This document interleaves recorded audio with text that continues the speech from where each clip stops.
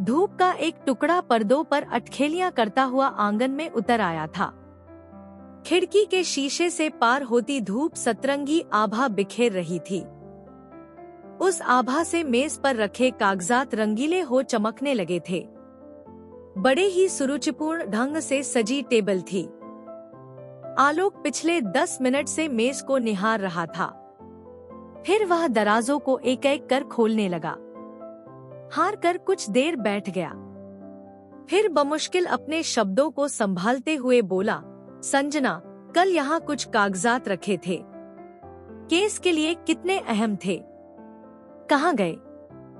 दूसरी तरफ से कोई आवाज नहीं आई। एक लंबी चुप्पी। संजना, संजना। फिर कोई आवाज नहीं। वह हार कर पास लगे दीवान पर बैठ गया। अरे, आप यहाँ बैठे हैं। मैं पूरे घर में देख आई, यह लीजिए प्रसाद। संजना का यह लापरवाह लहजा और अति उत्साह ही था जिस पर आलोक कभी फिदा था, पर अब सब कुछ बदल चुका था। वह आलोक की पत्नी बन चुकी थी, तो गृहस्थ जीवन में लापरवाही के लिए जगह नहीं होती, और उत्साह तो फीके रंगों सा साल 2 साल में ही उड़ चुका होता है। संजना, मेरे कुछ जरूरी कागजात रखे थे मेज पर, कहाँ हैं? कब से ढूंढ रहा हूँ। कितनी बार कहा है मेरे टेबल के चीजों को ना छुआ करो। यही तो रखे हैं। दराज खोलते हुए संजना ने कहा और डायरी के नीचे से कागजों का पुलिंदा निकालकर आलोक के सामने रख दिया। मजाकिया लहजे में संजना आलोक को निहार रही थी। तभी आलोक लगभग चिल्लाते हुए बोला, बस करो संजना। जब एक बार कह दिया इस मेज को नहीं छूना है, तो मतलब नहीं छूना है। गरजती हुई आवाज से घबरा सी गई संजना। मुंह पर तो जैसे ताला लग गया, पर अपमान के आवेग से वह तिलमिला गई और गुस्से में पैर पटकती हुई वहां से चली गई। आलोक और संजना की शादी को 5 साल हो चुके थे। दोनों के परिवार वालों ने ही रिश्ता तय किया था, पर सगाई से शादी के बीच के 1 साल के समय में दोनों एक दूसरे को अच्छी तरह समझने भी लगे थे और चाहने भी। शादी के बाद जिंदगी अपनी लय में चल रही थी। खट्टी मीठी तकरार, मनोहार में समय अच्छा गुजर रहा था। बच्चे अभी नहीं थे, क्योंकि दोनों ही शादी के कुछ सालों तक बच्चा नहीं चाहते थे। लेकिन 5 साल गुजरते दोनों मन बना चुके थे कि घर में एक नन्हे मेहमान का आगमन होना चाहिए। सुबह की घटना से संजना सहम सी गई थी। यूं तो रोज ही कुछ न कुछ खटपट लगी रहती थी, पर संजना उसे नजरअंदाज कर देती थी। पर कुछ दिनों से दोनों के बीच की नोक-झोंक कलह का रूप लेने लगी थी। कभी आलोक आवेग में रहता, तो कभी संजना। अब से उसने आलोक की स्टडी में जाना ही बंद कर दिया।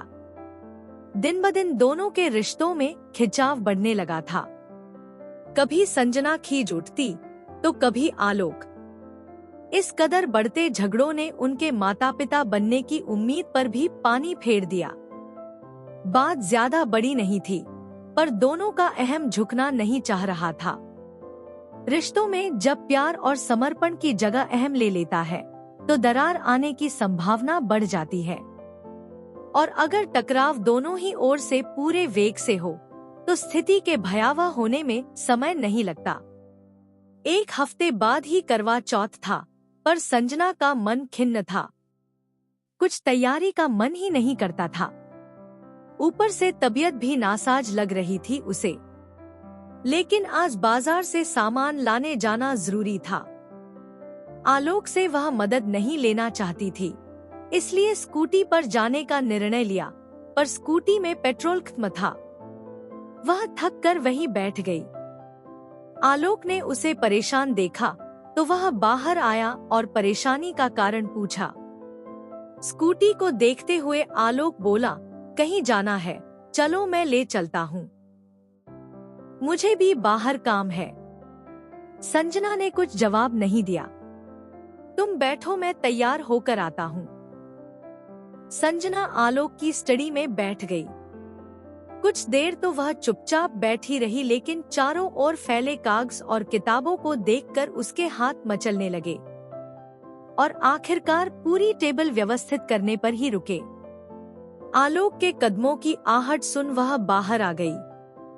आलोक ने संजना के लिए कार का दरवाजा खोला तो संजना का मन जाने कैसा पानी पानी सा हो आया। आज बहुत दिनों बाद दोनों एक साथ बैठे थे, बाहर जाने के बहाने ही सही। दोनों चुप थे। दिल दी यांगला करांगे नाल बैठ के गाने के बोल सुन दोनों की नजरें टकराई। मन में कुछ पिघला, पर रहम उसका क्या। दोनों ही रीठ नजरें फेर ली, बाजार की सैर कर दोनों लौट आए। शाम हो चली थी तो संजना किचन में खाना बनाने लगी और आलोक बालकनी में टहलने लगा। मन न जाने क्यों उचाट सा था। संजना से बात करनी चाहिए तो देखा वह व्यस्त है। थक कर वह स्टडी में चला आया। वह मेज पर रखी किताब को खोलकर बैठा ही था कि एक सूखा हुआ गुलाब किताब की परतों से सरक कर नीचे आ गिरा। गुलाब को देखकर उसके दिल में एक हुक सी उठी। यह गुलाब संजना ने पहली बार अपने प्यार का इजहार करते वक्त आलोक को दिया था। गुलाब को उठाते हुए वह बिखर गया। आलोक का कलेजा धक से रह गया। न जाने कितने बुरे ख्याल दिमाग में आने जाने लगे। वह दौड़कर संजना के पास गया। कुछ था जो वो अभी इसी पल कह देना चाहता था। वहां पहुंचकर उसने देखा संजना हाथ में वह साड़ी पकड़े खड़ी है जो आलोक चुपचाप उसके बेड पर रखाया था। सुनो संजना, तुम्हारी चुप्पी बर्दाश्त नहीं होती। गुस्सा हो तो लड़ झगड़ लो यार, तुम्हें पूरा हक है। तुम चाहो तो मेरा सारा घर अस्त-व्यस्त कर दो, मैं कुछ नहीं कहूँगा, पर कुछ कहो। आलोक, गुस्सा नहीं हूँ, नाराज हूँ। मनाओ तो सही। थोड़ा और नखरे कर लेने दो, ऐसी 10-12 साड़ियाँ और मिल जाए सरप्राइज में, फिर मान जाऊंगी।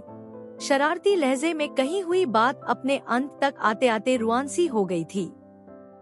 आंसुओं की 2 बूंदें ढुलक कर उसके सुर्ख गालों पर जम गई थी।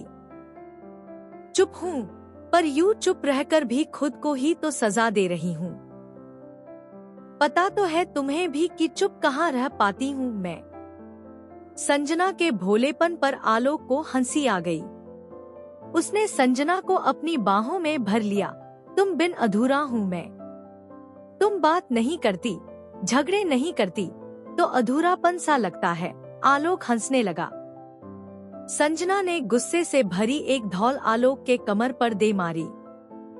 दोनों खिलखिलाकर हंस पड़े। बहुत दिनों से शांत पड़े घर में जैसे प्रेम की बौछारें बरस पड़ी थी। माहौल खुशनुमा, मन खुशनुमा, जीवन में संपूर्णता। और क्या चाहिए जीने के लिए।